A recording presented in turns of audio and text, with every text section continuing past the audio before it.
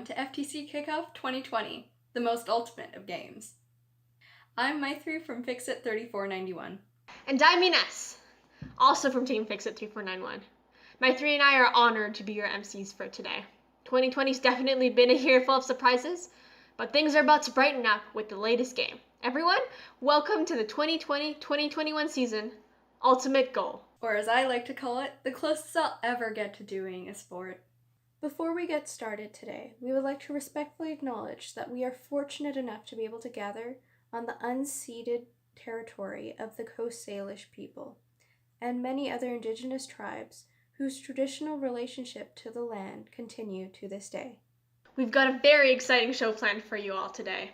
From talk of the season ahead, to special guest refs and players, to, of course, the game reveal everyone's been waiting for. The teams were able to end last season very strongly, with almost as much racket as tennis. But we've come back with a renewed vigor. Everyone's willing to give it their all this season. Speaking of which, everyone tuning in, we encourage you to type in your team name and where you're tuning in from in the chat. But before we get started, we'd like to thank everybody who helped make Kickoff, as well as this entire season, possible. Our lineup today is very exciting. In the defense line, we've got our tech and Kickoff volunteers, including Simon, our resident tech wizard, who's been putting together these amazing clips, as well as editing some really cool digital effects. In the midfield, we've got members from FTC BC teams who've worked through August to create presentations to start this year off right. In the offense line, we have all our amazing refs, field personnel, and all the administrative volunteers who've worked hard to launch the season in BC despite all of the challenges that we faced this year. Thank you to everyone in our lineup, and especially the coaches, who have dedicated so much of their time and energy into teams and who continue to work in these incredibly difficult times. Plus, unlike Cinderella's coach, our coaches will never turn into pumpkins. That was really bad. Fine. All right, back to our report. We've got a very special day planned for you all today. After our opening, we will show the much-awaited Ultimate Goal video, followed by a live tour of the field. At 10 o'clock, we'll have our first round of workshops, followed by a quick halftime show. And at 11, our second set of workshops. Just before we move on to talking about our game, FTC is one of several programs in the first community. FLL, one of the programs for the younger kids, has made some pretty substantial transformations in the recent year. Anyone interested in looking at those transformations can check the link in the description and the link in the chat right now. Sounds pretty funky, Ines. But I want to know what our season is going to look like. All right. How about we get some information from our very amazing BC FTC partner, Christine Nichols. Christine, take it away. Welcome to the 2020-21 First Tech Challenge season, Ultimate Goal in British Columbia. We don't know quite what this season is going to look like, but around the end of September, once most of our teams have registered, we'll have a meeting and we'll provide more details about the actual competition format for this year.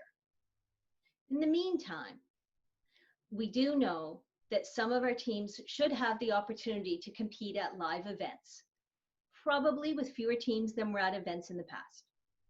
And some of our teams are going to have to compete at some form of remote or hybrid event, depending on where they're located and whatever the traveling rules are for their school or region. But that's okay. You guys are innovative. You're going to make this work. And once we all see that game video, I expect you to start designing, building, and programming your robots, because competition day is going to be here before you know it. And if you have any questions throughout the year, you can always reach out to me and we'll find answers together. Good luck this year, and back to our MCs. Yes. Much like in basketball, traveling might be bending the rules a little bit this season. Fingers crossed for more flexible guidelines that allow us to see robots in person. All right, everyone, we'll be back after this quick commercial break. Welcome to First Tech Challenge, Ultimate Goal. Exclusively for this season, we are presenting team trading cards. Build a robot to automatically get 3 free card packs. Disclaimer, you will not actually get 3 free packs of cards when you build your robot. Additional shipping costs will apply due to COVID-19. Follow and like First Inspires on Facebook or Instagram and you'll receive the ultimate rare golden Team Fix-It card.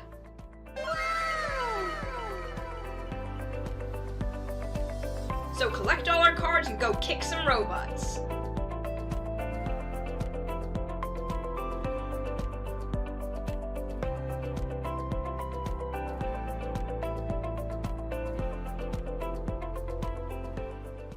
That was amazing! To create your own game cards, find the link in the chat right now or in the video description below. We definitely hope to see this product grow in the next few months. Remember that all $0 of this product will go right back to financing our players. So next up, we're going to have a message from our sponsor. First. Hey, First Tech Challenge. What a year it's been since last year's live game reveal. Last September, we unveiled Skystone at the Qualcomm World Headquarters in San Diego, California. And this year, we're thrilled to have Qualcomm back as the sponsor of Ultimate Goal. Thanks, Qualcomm. Why do so many First Tech Challenge sponsors stay with us year after year? They see the fun, excitement, and impact this program has on, well, you. And they want more and more folks like you participating so we can continue to change the future together. This year has been different for sure. The situation we're all in has forced changes in just about everything we do. But it's also highlighted how amazing our community is and how well you have adapted. When all this started, First Teams didn't sit back. Many jumped into action to help any way they could. I am incredibly proud to see what the First community has done to help your families and neighbors, those in need. It underscores what all of us in First are trying to do. Thank you. So where are we today? Our team continues to leverage the innovative spirit of First. In the spring, we realized social distancing rules might continue into the fall as we launch the Ultimate Goal season. Our amazing game design team adapted how Ultimate Goal is played to allow it to be played in traditional events, the in-person events you're all familiar with, as well as a new option we call remote events. Your regional program delivery partner, the great folks who make First Tech Challenge available to you locally, may choose to offer remote events if social distancing guidelines and safety concerns don't allow traditional events. Remote events will mirror traditional events as much as possible in both judging and robot match play this season. Each remote event will be scheduled over a window of time, up to a full week, decided upon by your program delivery partner. Judging for remote events will follow the same format as traditional events. The awards teams compete for will be exactly the same. Remote event teams will provide materials to judges electronically to show all the great stuff they've done. Instead of in-person interviews, teams and judges will use video meetings for interviews and deliberations. I know by now you're all looking forward to more video meetings, but I promise these will be fun. Ultimate Goal is the same game for both remote and traditional events, but you'll notice some changes to how team rankings are determined this season in both of these event formats. Team ranking will no longer be based on your team's win-loss record, but instead on the total points your team scores in your official matches. In traditional events, team rankings will be based on total points scored by your alliance in your official matches. In remote events, team rankings will be based on total points scored by your team in your official matches. Tiebreakers and penalties will be the same in both remote event and traditional event formats too, but I'll let you dig into the game manuals to get into those details. If your region chooses a remote event format, your team will be invited to those remote events by your program delivery partner or event host. As I referenced earlier, remote events will be played over a window of time of up to a full week. This allows flexibility to schedule judging sessions. It will also allow teams more time to play, score, and upload their 6 official matches for each remote event in which they compete. Remote event teams will play official matches in their robotics lab. That can be in your basement, garage, or wherever it's set up. Remote event matches will be played on a half field using the half field game sets offered by Andy Mark. Or you can build a half field yourself with instructions we'll provide. But you'll still need to obtain these official scoring pieces from Andy Mark. Sorry, almost showed you that, and we're just about to show off the game. But you'll need those official scoring pieces. We think the remote event option is one that many regions will take advantage of. And regardless of which option your region offers, both provide the same merit-based advancement using the same judged award and robot competition criteria. In fact, the way we develop remote event format allows regions to transition from remote events to traditional events within the Ultimate Goal season if local conditions improve and social distancing rules are relaxed. Anything else new in First Tech Challenge this year? Actually, yes. Over the last 2 seasons, we piloted the Rev Robotics Control Hub with great results.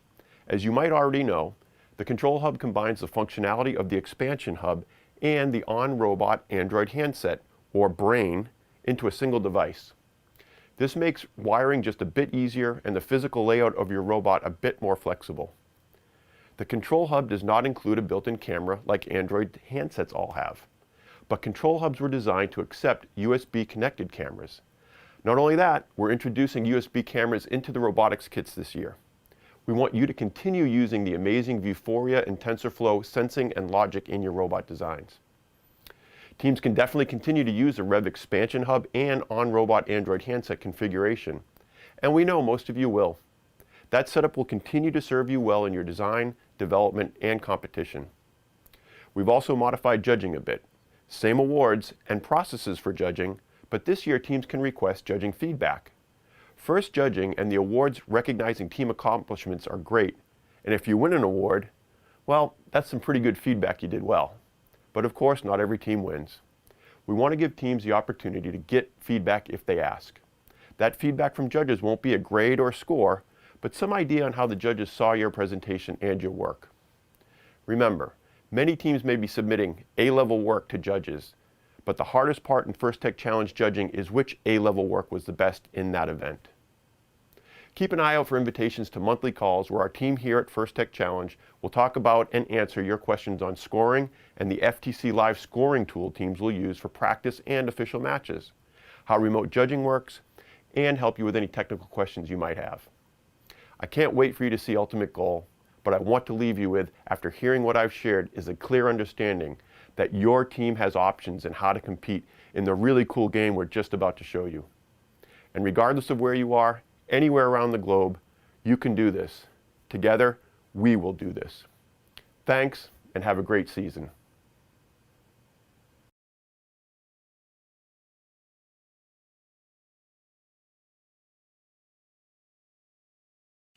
Speaking of which, what do Canadians think of the game from the upcoming season? Coming from the visiting team, tonight we have Randy Moore. Hey everyone, hi Mom and Marty. Marty's my pet moose. So Randy, how do you feel about tonight's big game? Real good, eh? Robotics is the ultimate goal and we intend to play our best out there. Our team has a solid defense, but we'll be sure to be scoring for our hometown. So everyone, cash in your loonies and toonies, and it's gonna be a rough one for sure. Regardless, if we win or not, for all the fans in the stadium, I'm gonna treat them to maple syrup and whale tails. And about the game, eh? Sorry if we win to the home team, if we win or not. And sorry for saying sorry so much, and sorry.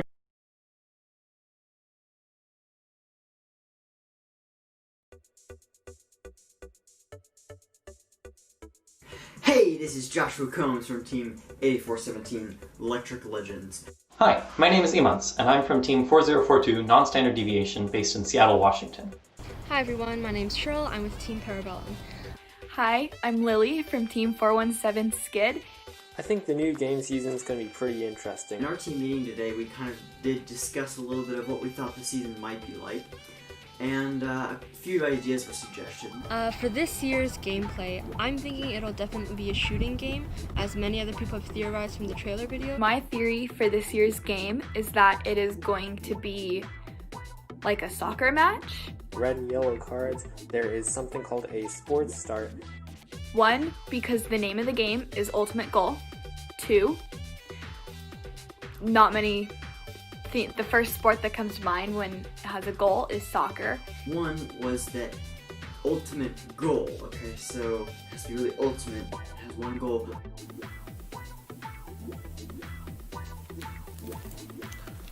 Water game. Aha! Water game.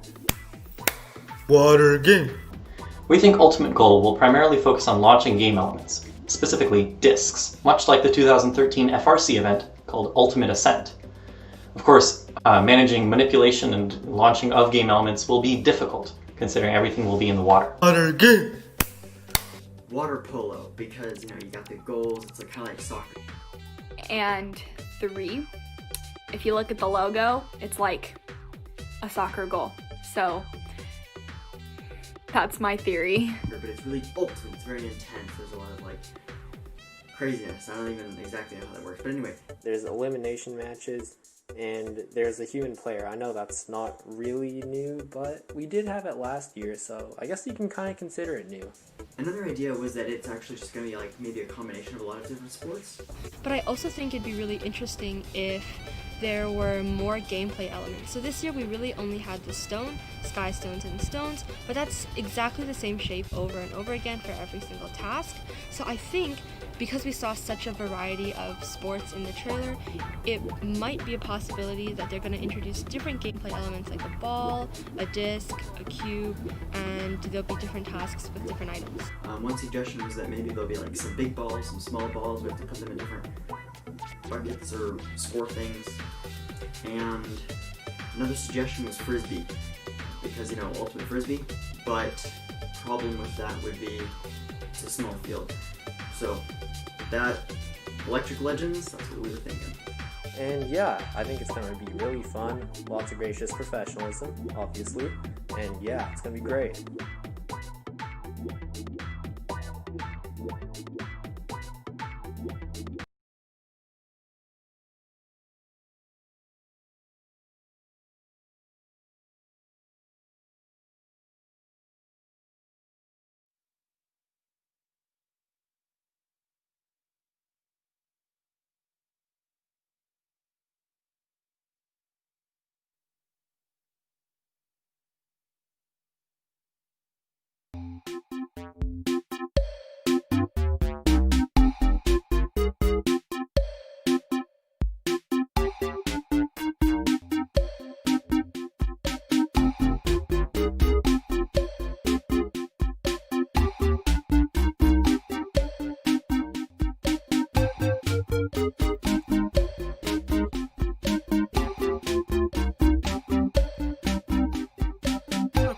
I'm assuming you guys can hear me, so we're a little ahead of the first live stream right now. So instead, we're going to be doing a Kahoot. Now, I'm really hoping you guys can see this, because if you can't, that would be tragic. You can hear me, though, I know that. Oh, water game just popped in, so I'm 90% sure we're live, so that's good. I'm glad. Sorry about that. Really, you can hear me, though, ungraceful. Oh, water game just popped in, so I'm 90% sure we're live, so that's good. I'm glad. Sorry about that.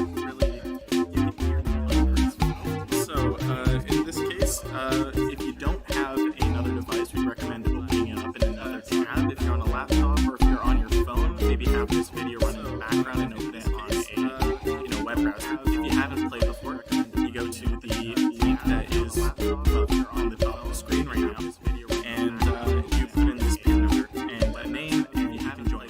And it's going to be a multiple choice quiz, and there's going to be a couple questions, about first and other terminology. So it's going to be lots of fun. So we'll wait until a couple people jump in here, and we'll ask questions, about first and other terminology. So it's gonna be lots of fun. So we'll wait until a couple people jump in here, and we'll ask questions. Music's super loud. Okay, thank you for letting me know. So it's gonna be lots of fun.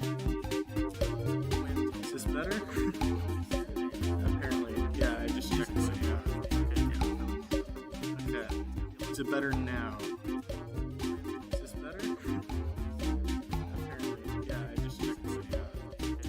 Super loud and there's echo. Better now. I know everyone loves the music. The mic isn't hooked up, so yeah, it's kind of sad. Sorry. Oh, there it hooks up. Yeah, I know everyone loves the music. Simon, my man, your voice is being drowned out by that music. Okay, it's kind of sad. Better, but now you're less loud. Oh boy. Okay, get ready, guys. Simon, my man, your voice is being drowned out by that music. Okay. Better, but now you're turn this down. Yo, is this better? Yeah, this is gonna be lots of fun. I hope you guys enjoy it. I can mute the music. I know, but the music's part of it. It's better. Okay, I'm glad to hear it. That's nice. Okay, so once we have I don't know, 35 people join in, I'm going to give some other people a chance to join, and we'll start the Kahoot.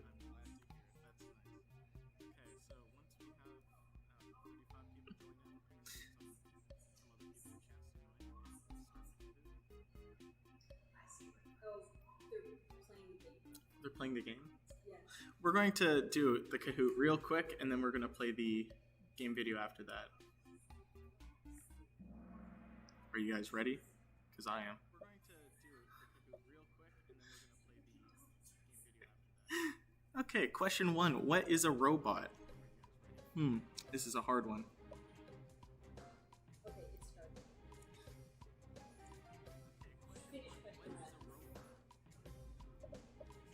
There's not a 20-second delay. I have like 5 seconds down, and you guys are at like 10, so it's a 5-second delay. It's something. It's not quite tons. Look at that. Some of you got it. Way to go. Any mechanism that has passed inspection and a team places on the playing field. I see that we ran out of space there, but you know, that's nice. Okay. We're going to do a couple questions because we're going to transition over to doing the game video after this. Also, there's going to be background noise. I'm sorry about that.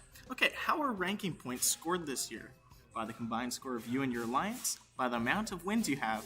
By the amount of times you shout, "Water game!" Or by the combined score of your alliance subtracted by your opponent's score? I think I know the answer, but oh, there you go. Yeah. Okay, well, that was fun. So now we're going to transition over to the game video. Are you guys ready? Because I sure am. Let's go. And now, without further ado, we present to you the game video! For centuries, sports have played an integral part of our culture. Moving, collaborating, competing, celebrating.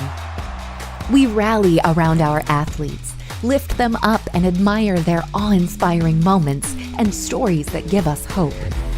History has shown societies evolving through time, and so too have sports and the way we play and move together. And now the nature of traditional sports is shifting, and we have the power to be forces for change and redefine the game. Our sports are no longer rooted solely in physical prowess. We must use our minds, our creativity, imagination, and critical thinking as much as we use our muscles. No matter whether our talents lie on the court, in the lab, or with a controller in hand, there's an athlete inside each and every one of us. It's time for us to revolutionize the way we play and move. It's time to be game changers. In Ultimate Goal presented by Qualcomm, you and your team will experience the passion that drives us forward as athletes. With the clock counting down, we revel in the big plays and vital scores, and the lessons we learn when we fail and work with our teammates to recover. Each time our team steps up to a new challenge, we establish bolder goals, fueling our ambitions to work together, enhance our skills, and transcend all boundaries. No matter the outcome, we'll stand up in the face of competition, pushing each other to do better, work harder, and exceed our team and personal potentials. Because together, you are teammates at the top of your game, to score, to win, and to leave a legacy that lasts. It's time to play Ultimate Goal.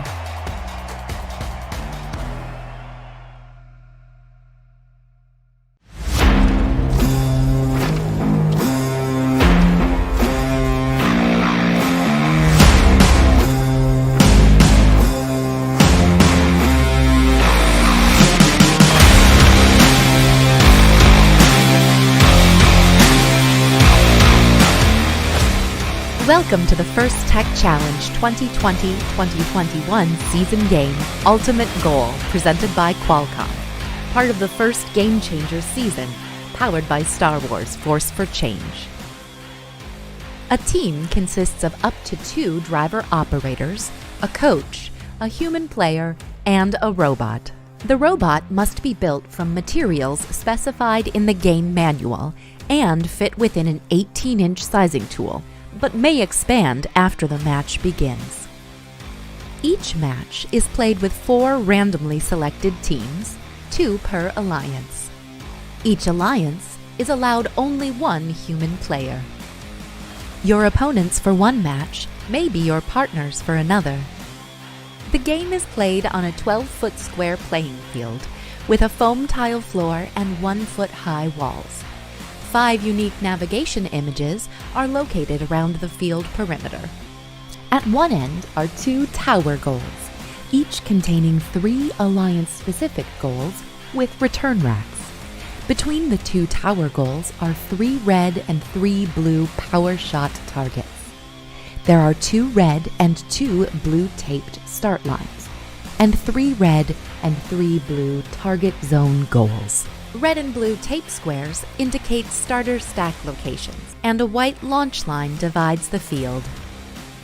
Outside of the field walls are the 2 alliance stations and 2 human player stations. The primary game element is a ring, approximately 5 inches in diameter and 3/4 of an inch thick. A match is played with 20 rings. There are 2 red and 2 blue wobble goals. These can have rings scored onto them and can be moved for additional scoring. Before each match, teams place their robots on the field, touching the front wall and over one of their alliance's starting lines. Each robot must be touching or be in possession of a wobble goal. A robot may possess or touch up to 3 rings. After the robots are in position, field personnel will randomize the starter stacks into one of 3 configurations. This determines which target zone goal is active in the autonomous period. 0, 1, or 4 rings correspond to target zone goals A, B, or C, respectively. Unused rings are stored in the human player stations to be deployed to the field at the start of the driver-controlled period. The players and field are ready. Each match begins with a 30-second autonomous period. During this period, there are a number of ways for teams to score using only pre-programmed instructions and sensor inputs. Delivering a wobble goal to the correct target zone earns the Alliance 15 points. A robot parked over the launch line earns 5 points. Each ring launched or placed into the low goal earns 3 points. A ring launched into the mid goal earns 6 points, and launching into the high goal earns 12 points. Robots earn 15 points for each power shot target knocked down. Robots must be completely within the launch zone to launch rings into the mid goal, high goal, or power shot targets. Following the autonomous period is the 2-minute driver-controlled period. During the driver-controlled period, human players are expected to return rings to the playing field, as well as reset power shot targets. Each ring launched or placed into the low goal earns 2 points. A ring launched into the mid goal earns 4 points. However, rings launched into the opposing alliance's goal earn points for their alliance. A ring launched into the high goal earns 6 points. The last 30 seconds of the driver-controlled period is the endgame. During this time, robots may continue scoring rings, but there are also ways to earn bonus points. Each knocked down power shot target earns 15 points. Returning a wobble goal to the start line earns 5 points. Each ring fully supported by the wobble goal earns 5 points. If a robot lifts a wobble goal over the front wall into the drop zone, its alliance earns 20 points. There are many ways to score in Ultimate Goal, but there are also rules that, if not followed, will deduct points from your alliance. For example, a robot may not block another for an extended period. A robot may not possess more than 3 rings at a time. A robot may not launch rings over the side or front perimeter walls. A robot may not intentionally tip another robot at any time. This has been a brief summary of the Ultimate Goal game. For complete rules, please read the entire game manual and check the Q&A forum. For more information on our remote season, including gameplay and field requirements, please make sure to visit our game and season webpage for the full library of remote event documentation. And always remember the most important rule of First Tech Challenge: gracious professionalism. Good luck, teams, and have a great season.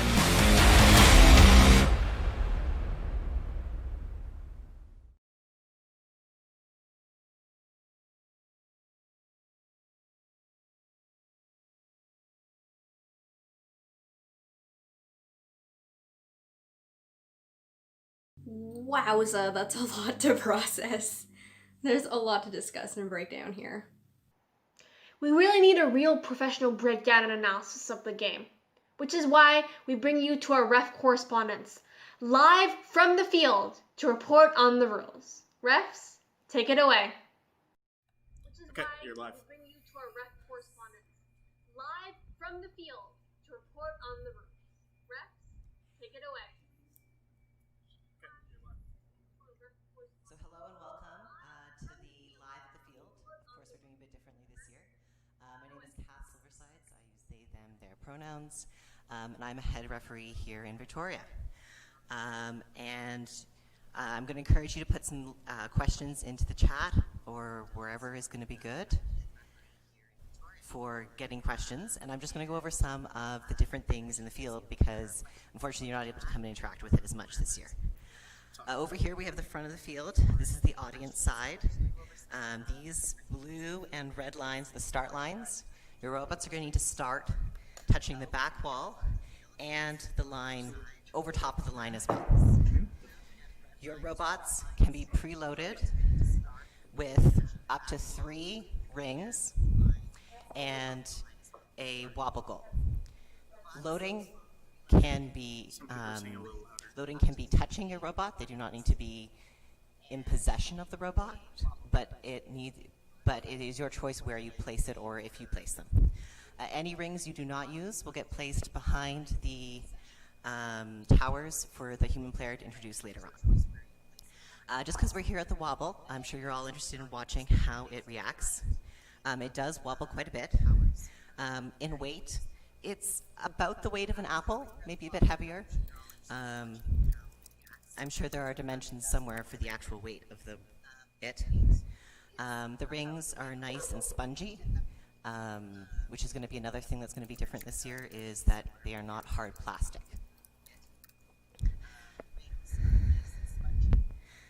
Over here we have the marker for the randomization. Based on the letter A, B, or C, there's going to be no rings, 1 ring, or 4 rings in place. And that gets randomized. This white line here is the launch line. Your robot needs to be completely in the launch area on this side of the line if you want to try and score rings this year. For the target zones, this is your A target, this is the B target, and this is the C target. So depending on, during a time, depending on which one is randomized, the goal needs to get to the A, B, or C target to get points. And your robot, if you want to get points for your robot parking in autonomous, you need to be on the launch line.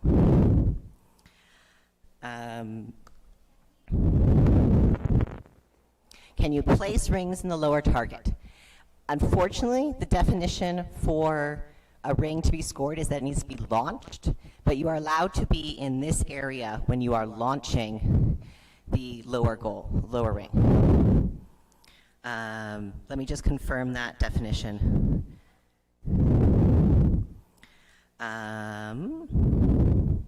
Just looking it up here, Tawago logo. Each ring that is placed or launched, so it does have both words used, so you can place or launch. The return feed. So human players are going to stand behind the towers. You got a half decent view of me here.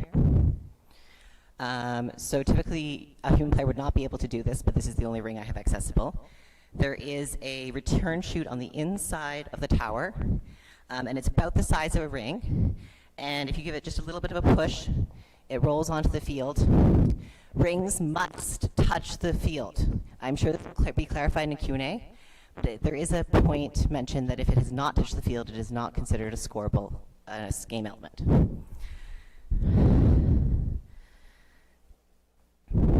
So one thing to remember this year is that the low goal for blue is on this side, the medium goal is on that side, and then the high goal over here is on this side. So that's just something to keep in mind if you are playing in a live setting. If you are playing in a remote setting, you will only have about half of the field. It is actually 8 feet, so it is a bit wider. But you would only have the blue or the red setup, and your tower goal would be all of one color for rules. Now I'm sure you're all interested in these power targets. The power targets are actually quite wobbly. They kind of rattle around, they move quite easily. I'm not going to have the greatest aim, but I'm going to try and throw one for you from behind the launch line, as if I was a robot. Of course, my aim is not that great. But you can see pretty easily that it does knock it back. This is the scoring position is in the back position.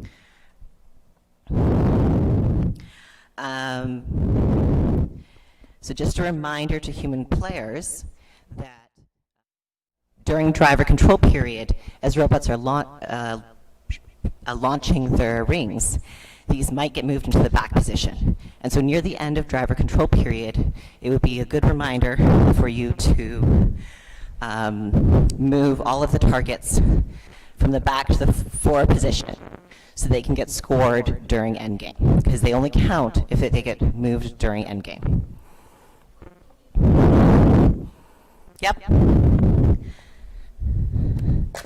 So we've got a decent view on the camera here. So if I squeeze this way, you can get some squeeze. They are uniform. If you notice, if I'm squeezing this way, it does want to kind of curl that direction as well. They do squeeze this way as well. I would like to remind you, especially as a referee, that any damage to these rings is considered a penalty. So hopefully you get, your team gets access to some of these rings so you can actually try and figure out how much wear and tear they can take. Obviously some wear and tear is expected, but we do not want to see any broken rings on the field, ideally. I wanted to go over a few game definitions that okay, so we got another question here.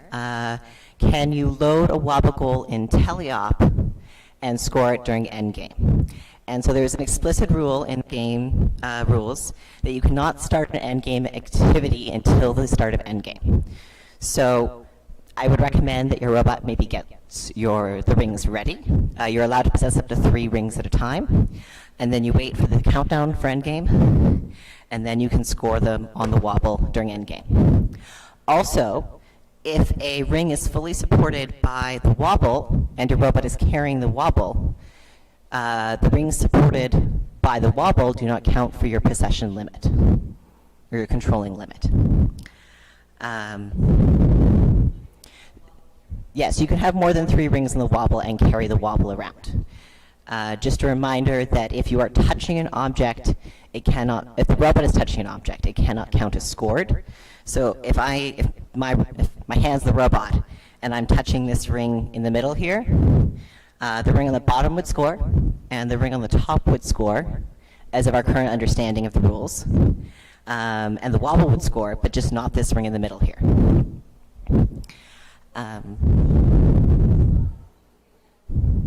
If you shoot into, so the question was, if you shoot into the middle The opposing alliance's target is their penalty points. This year, there are no penalty points for shooting into the opposing alliance's target.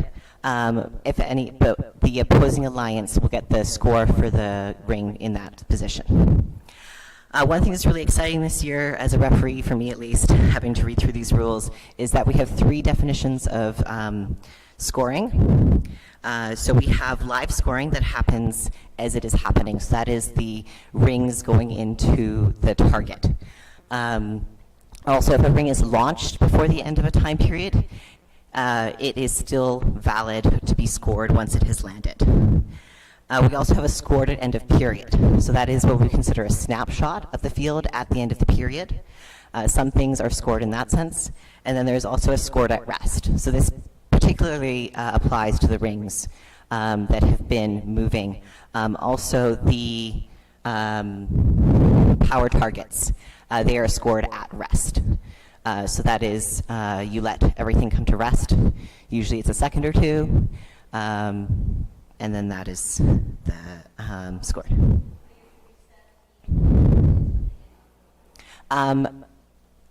As there is no current guidelines for how often you can reset a power target, but it is only advantageous for you to reset them once, just so you're efficient in your time.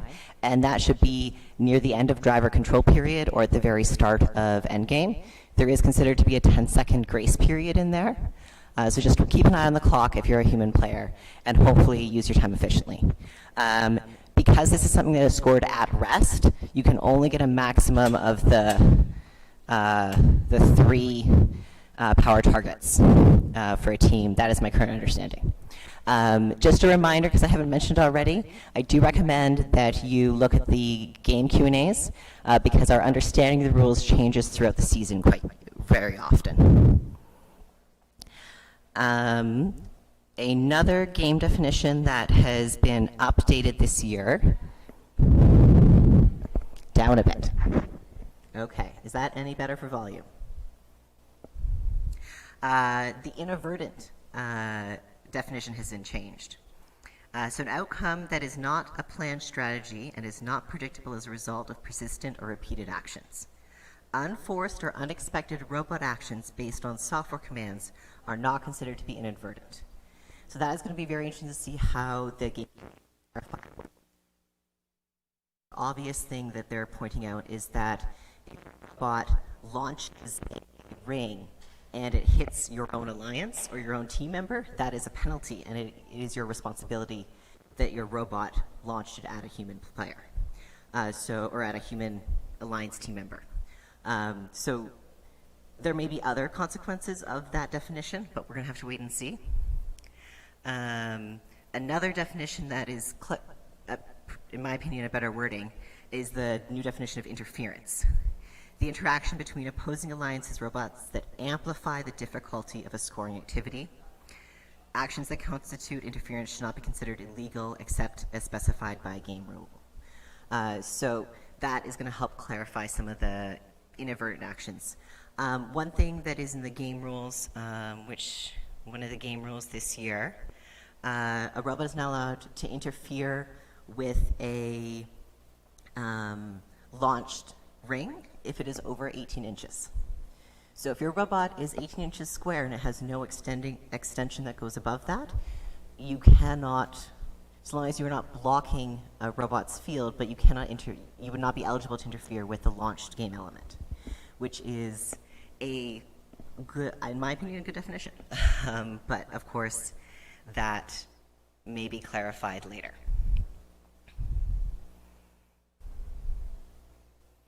Yep.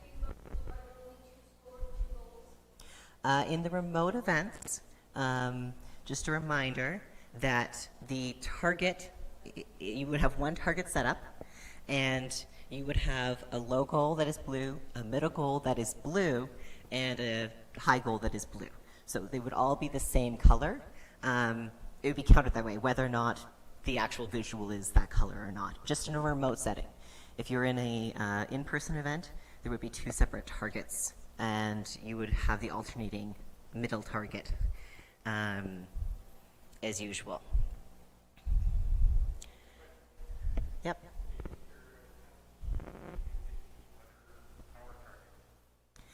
If you hit the other power target, I believe there is not a penalty, but it would be to the other team's advantage.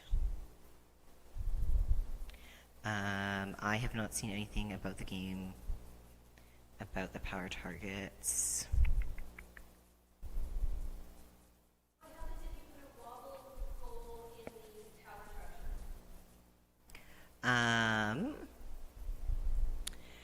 My wobble goal constraints. Sorry, I just wanted to clarify. What were we clarifying before we talked about wobble targets? Power targets. Power targets. We were looking at power. Yeah, the points go to the other alliance. There is no penalties. Wobble goal constraints. This is covered under GS9.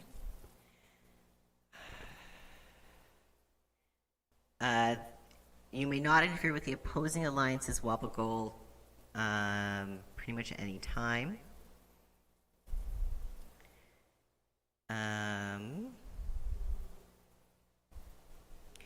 My guess is if you put a wobble goal into a target, it would get covered under blocking because you're not allowed to block access to a scoring area.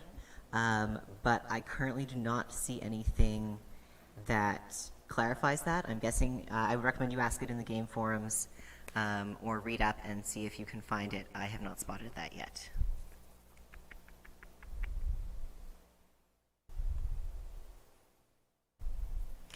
Just a reminder that if the robot is outside the launch area, so if the robot is over here and it shoots and scores, you get a major penalty per ring, whether that is for a target or a power goal shot. So please be very mindful that your robot is completely in the launch line. Now, there is an expectation that if there is a tiny piece of your robot sticking over, that is inconsequential. But you want to have the majority of your robot and ideally completely, clearly inside the launch line. This also makes it easier for referees so we don't have to call penalties on your teams.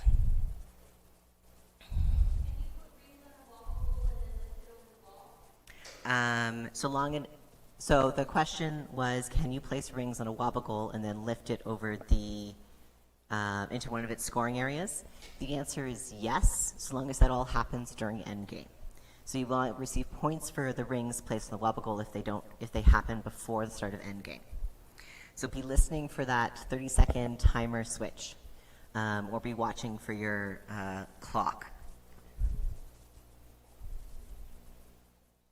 I can't hear the question that you're asking.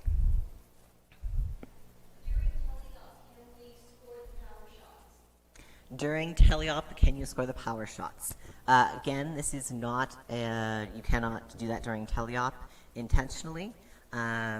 It only counts if it happens during endgame. So during endgame, you must, whoever the human player is must make sure that everything is in the forward position, and then do the power shots, and hopefully get some points for that. You cannot score the wobble goals during teleop. The two scoring, the wobble goals can get scored at two different times. One is at the end of endgame, and that is in the target area. So randomization happens, and you need to get, the robots need to get the wobble goal to either the A, B, or C target area. In autonomous. During autonomous, you need to get your wobble goals to A, B, or C. And then for endgame, you can either get a wobble goal to a start line for 5 points, or you can get it to the drop zone for 20 points. Now, a reminder, because we're going to be reaching outside the playing field this year, you are not intentionally allowed to touch the outside of the playing field perimeter, and ideally you're not touching the playing field perimeter at all, because it's very easy to, there's some S1 penalties which are considered quite major in terms of safety issues. You're allowed to interact with the wobble outside the playing field, but your robot should not be touching the ground outside the field either. That is also some of the S1 penalties.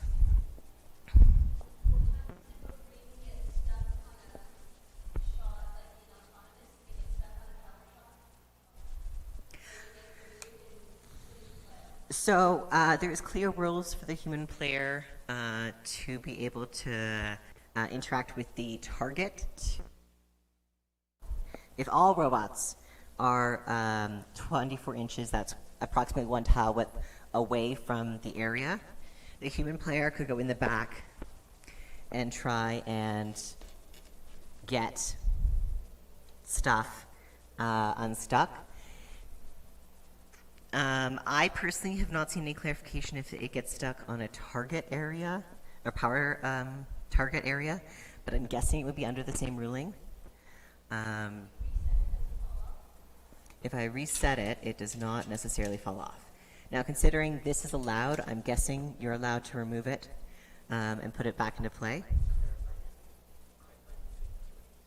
It will probably get clarified in the game Q&As, yes. Watch the game QAs over the next couple of weeks. There is often a period of about a week where they kind of wait to see what questions the teams are answering before they start answering any questions. But also make sure you've read through, because your question may already have been answered previously, and so it just makes it easier for everyone if you've already read through all of the rules. Both check Game Manual Part 1 as well as Part 2. Game Manual Part 1 has the competition rules in it, so that talks about team size. Also, I believe the robot rules are in Game Manual Part 1.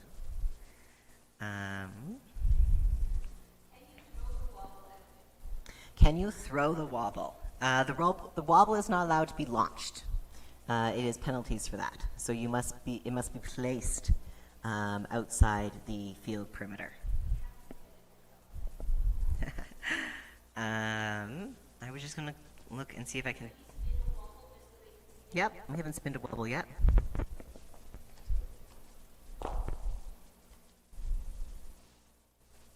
It's feeling very much like a dreidel or a dice.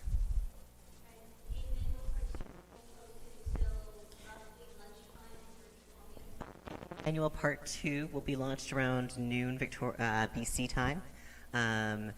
But I would recommend that, hopefully by the end of the day, it will be posted. Just clarifying that human player question to see if it specifies what they are allowed to interact with.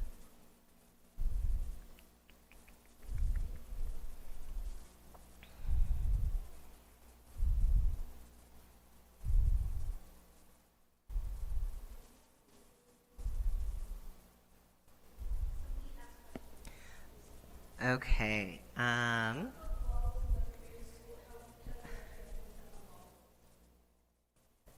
So just because I haven't gone over the points for anything yet, I will just quickly go over some of the points. So during the autonomous period, if you get your wobble into one of the target zones, you get 15 points.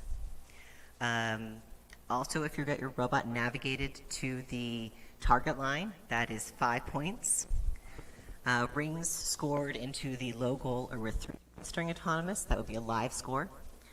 Mid would be mid for blue is over there. That would be 6 points. High would be 12 points during autonomous. I forgot to mention that power shots can get scored during autonomous. I had not realized that. So power shots can get scored during autonomous. That is why the human player would need to interact with it during driver control to reset it, to bring that back to the scored position. During driver controlled, the only active scoring during driver control is the live ring target, the rings that are launched. So the rings that launched need to, you get 2 points for the low goal, 4 points in the mid goal, and 6 points in the high goal. Now, driver-controlled launched rings, that scoring continues during endgame. So if you want to continue to launch rings into the high goal or mid goal, that is completely up to your team. The power shot are also worth 15 each during endgame. For wobble goals, rings on a wobble goal are worth 5 points each, so a good chunk of points there. As previously mentioned, you can score them either on the start line, which is worth 5 points, or over in the drop zone for 20 points. Because it has been several years since we've had a launched game element, I would recommend that your teams very carefully read the definitions around launching and any restrictions there are on that.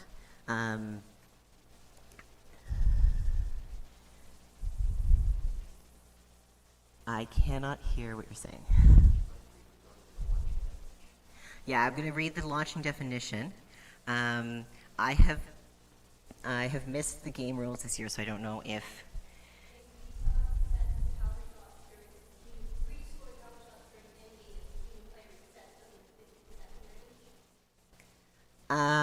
we would need to get that. So the question is, sorry, I'm just going to go over. There was a question about the human players.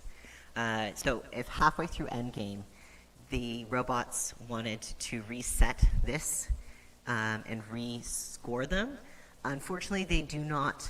They only score at rest, so at the end of the period. And I'm guessing it's going to be clarified if the human player is able to interact with the power target setup after the 10-second grace period during endgame. So I think that needs to be clarified further in the game rules.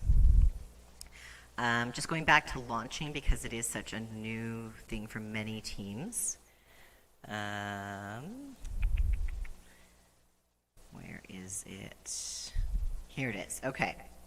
So launching is a propelled game element with enough force such that it moves independent of contact with the robot or human player. Movement due to gravity is not launching. So you are allowed to drop an object. So you could drop a wobble goal, and that would still be considered placed or not launched into the drop zone. And similarly, if you want to drop a ring into the low target, you can just kind of drop it. But otherwise, it needs to be launched. A launched game element is still, and I need to clarify this, it is still, I believe, under your control, but it would not be considered under your possession. So make sure you read through the definitions of both control and possession. So the control definition, that is something that, so the question is there any limitations on how far you can launch rings? That has been an issue in previous years. I have not seen a rule currently on that. I would believe it is in Game Manual Part 1, which I have not had a chance to read through completely. I'm just going to see if I can find it here quickly. Find.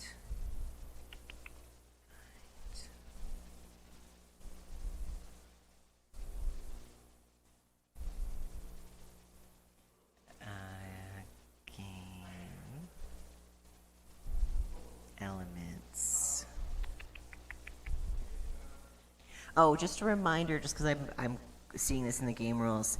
Preloaded game elements, so the wobble and the rings, do not count inside your 18-inch sizing cube at the start of the match. So all of your robot parts need to be within 18 inches, but your rings or game elements do not need to be within 18 inches. I'm just going to quickly...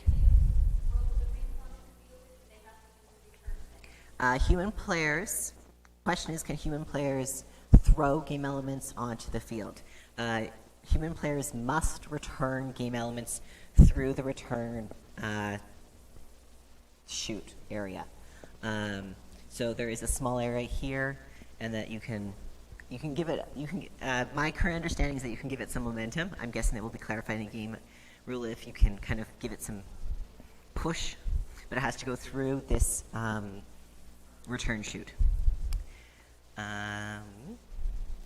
Don't forget at live events that your team will need to make alliance markers for your robots and bring them. There are definitions in it.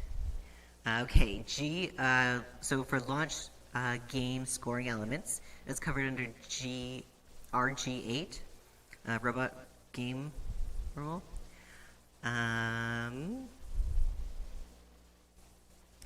So teams must be launched. So teams can only launch the game element with enough velocity to score. Launch game elements with excessive velocity create a safety hazard for other teams and for field personnel. If the referees feel that a robot is launching a game element with excessive velocity, the robot may be re-inspected, and the robots must show that a launch scoring element cannot travel more than 16 feet, 4.8 meters in distance, and no more than 5 feet, or 1.5 meters in elevation. So that's something to test your robots in your to see if they meet that criteria. So that way, if by chance a referee needs you to get re-inspected, then that can happen. So Duncan is here. He's going to spend some time throwing some rings to see if he can get some in, while I continue to answer game questions.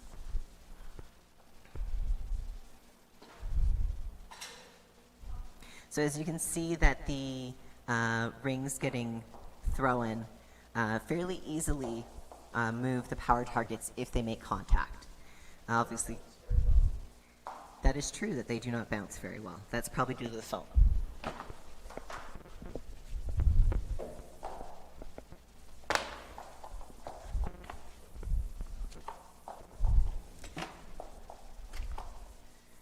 Okay, so you can see here, possibly, that the human player will need to learn how to move a ring through the chutes. I just tried to move one through and it got stuck.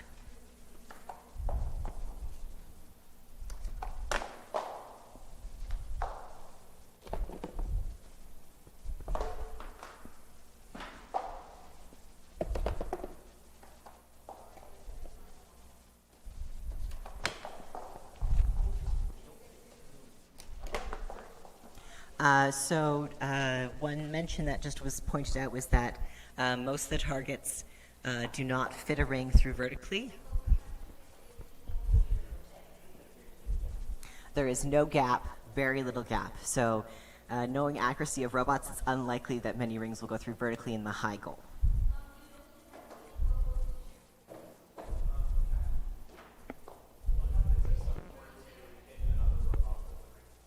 Oh, good question. So the question was, what is the ruling if Red Alliance robot hits Blue Alliance with a ring? So there are a couple definitions that clarify this. One is that a robot can deflect a ring. So just to clarify, so long as the ring launched by the first robot does not interfere with the scoring of the second robot, then it is not considered interference. So long as it's not interference, we're then dealing with possession and controlling of an element. If another robot, so a blue robot cannot force red to gain a penalty. So if the ring lands on the red robot, the blue ring lands on the red robot, then blue would incur penalties for forcing red over their possession limit. But normally what most likely will happen is that it gets deflected quite briefly. And deflecting is not considered controlling and it's not considered possession. And so most likely it would be inconsequential and inadvertent, and there would unlikely be any penalties associated with it, but it would depend on the situation. And that's a lot of what we deal with games, is that we have to kind of see the situation in person to know what's going to happen. Now I believe we're going to go to workshops, so please look for the links there'll be links shown in a promotion very quickly. Have fun in workshops. I hope you all have a great season. See you at Leagues, hopefully. Welcome back, everyone, and thank you, refs, for that really comprehensive breakdown of the game. 9-3. This is our last robotics season. Can you believe it? Time flies so fast. Yeah, it's incredible. but at least this is our last year in FTC to look forwards to. Besides, pretty soon we'll be old enough to be in the Alumni Lounge. Speaking of the Alumni Lounge, I wonder how the alumni are hanging this time of the season. To answer that question, we bring you to our alumni correspondent and resident tech wizard Simon for his report on location. Take it away, Simon. Thanks, guys. Hi, everyone. My name is Simon. I'm a First alumni, and I'm coming to you straight from the First BC Alumni Lounge. I know, it's brand new. Just came in this week. So this year, First alum from all over BC are going to be trying to compete in the Robot in a Weekend Challenge. In fact, there's going to be 5 of us. So I know what you're thinking. Hey, Simon, what is, Robot in a Weekend? Well, essentially, we are going to be trying to create a robot capable of competing in this year's competition. Just instead of having a couple months to do it, we're going to have a couple days. It's going to be a lot of fun, and it's going to show you both how the over-the-wire, non-in-person games are going to work. It's going to show you how the gameplay is going to look, and it's probably going to be your only chance to see 4 local robots competing this season. So it's going to be a lot of fun. It's happening on Sunday. There's going to be links to it in the description. Don't you worry. And I really hope you guys come. So yeah, thanks for listening, and back to you, HQ. Thank you, Simon, for your report, and best of luck to you and all the alumni. We're very excited to see your robots. All right, now it's time for us to segue into workshops. Maitri, do you have a list of workshops for today? Why, yes I do, Ines. Our first workshop is, you know the game? Now what? Strategy 101. So now that you know the game, what do you do from there? This workshop works through the best strategy tips so that teams can play and plan for their best season, as well as give the opportunity to talk about the game with each other. Our very own amazing head ref Kyle String will help walk you through the game. Our second workshop is navigating the season for coaches. So what's changed this year for First? Well, First has changed some rules, and COVID-19 will affect how events will be run this year. Join Christine as she shares information about First, as well as plans for BC. Bring your questions and we'll have time for an open discussion. Those sound like pretty snazzy workshops, especially that strategy one. So everyone, as you move into your Ring Central meetings, they will be located both in the description and in the chat. Please keep this video, this beautiful video, open in another tab. We need you all to come back for the halftime show so we can explain the next set of workshops. As you join your Ring Central meetings, please also set your name as well as your team number. All right. Yeah, as the glove said to the ball, catch you later. The link should be in the chat and description now.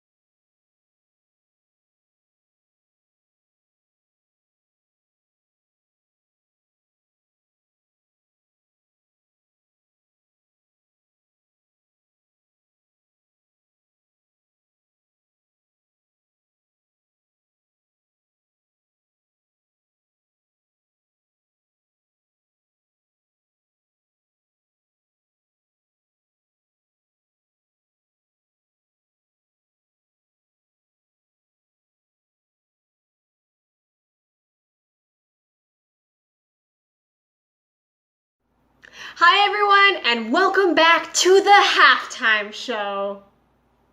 We've had a very exciting first half. The goals are tied, the bases are loaded, the baskets are close, and we are ready for the rest of the season. Our very special guest for the halftime show is Brad Matthews, better known by his game name, Matty, to tell us how it felt live on the field. Mr. Matthews, how would you describe your team's performance?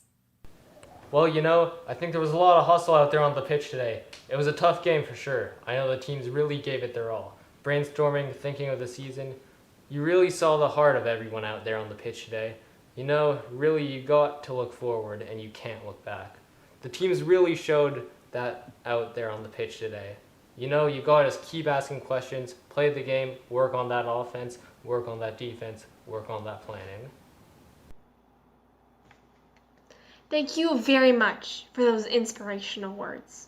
To round out our halftime show, we have a beautiful flashback to the last season when we were all together.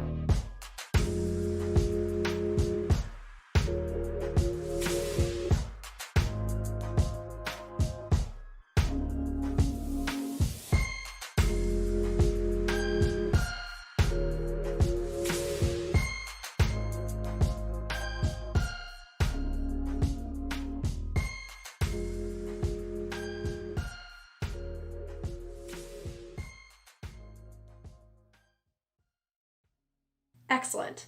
Well, the halftime show is coming to an end, so thank you all for tuning in. Ines, I think it's actually your turn to tell us all about the workshops that are being run in the second half. Our first workshop is Virtual Solutions for a COVID World. The current pandemic has really caused a shift in how teams will go about their season. This workshop will be a guide to resources and suggestions on how to virtually conduct outreach events, build connections, digitize and create, do engineering notebook stuff, and much more. With these tips, teams can get a better grasp on how to plan, work, and adapt for a successful season. Our second workshop is called What Parts Could Be in Your Robot Kit? This presentation walks through some recommended parts for teams who are looking to expand their kits. The picks are sure to be what teams are looking for, whether that be looking at different drive systems or comparing lift systems. All right? Awesome! Okay, so just a reminder, please keep this window open so that you can see us again for closing. The links to the workshop should be in the description and the chat.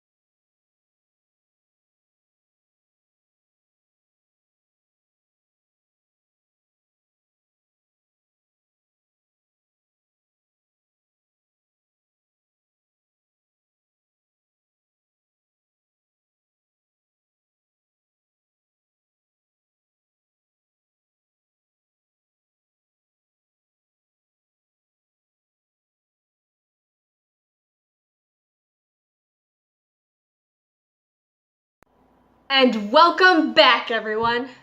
What an amazing day it has been. We've shot some hoops, shot some pucks, planned, strategized, cried because it's our last year in FTC. We are going to have an amazing season, have lots of fun, create, make mistakes, and discover new paths. Even if our season looks a little different, I know we can have some fun, show that gracious professionalism, and make the most of our season. Oh my god, how do people drink that? Anyways, well folks, there you have it. That was some fine performance made by the athletes today. The strategy, the nerve, the grit out there on the field, it was unbelievable. This was certainly the game of the year, nay, the century, nay, the decade. Folks, history has been made tonight, and you'd better believe that ultimate goal by Brad Matthews has won the game. This guy is a real champ, and even when off the field, he is so gracious and professional. Did you know that he's actually from BC? Really good looking fella too. Anyways, this has really set a mark for the future games. So players, watch out. We can expect some records broken, goals made, tears, and much more of what makes this so great. Signing off, Richard Dixon. Thank you for those kind and beautiful words. And thank you all for coming. The FTC community is a big part of what makes this program so special. We're going to have an amazing season, have lots of fun, create, make mistakes, and discover new paths. Even if our season looks a little different, I know we can have lots of fun, make the most of our season, and show that gracious professionalism. We hope you all have an amazing day. And don't forget to smash that like button, leave a comment, and subscribe down below. Ring that little notification bell so you can get notifications for our YouTube channel. And remember to tune in at 5 p.m. today for the Alumni Plans on the Robots, and Sunday tomorrow so you can watch alumni games. Now, for FTC Kickoff 2020-2021, signing off, I'm Ines. And I'm My3. Thanks for watching and stay safe, everyone.